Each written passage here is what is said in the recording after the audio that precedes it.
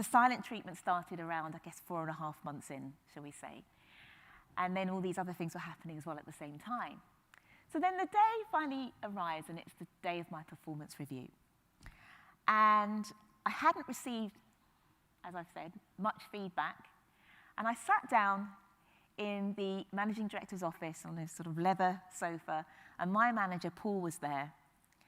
And he delivered the 5th kind of bad feedback. And I call this the wrecking ball or the bombshell, okay?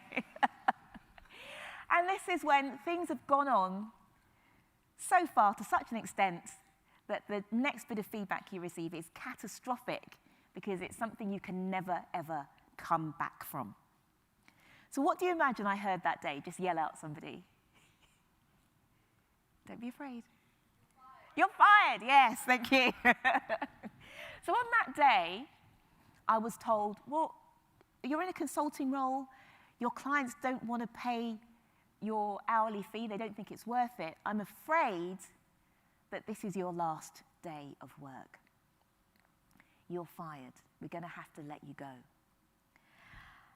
And I remember walking out that day, feeling really crushed, feeling demotivated. And for about a microsecond, I said to myself, oh, you know what, you could apply for another job. And then I thought, no, clearly I've got nothing to offer to the corporate world. And that started a whole different part of my life, which I won't even talk about today because we don't have time. But the point is, we often feel that we're being kind by not giving feedback. But the results can be terrible if we don't. So there's 2 aspects of it. We might feel, okay, well, I don't care about them enough. They're an employee in group 3.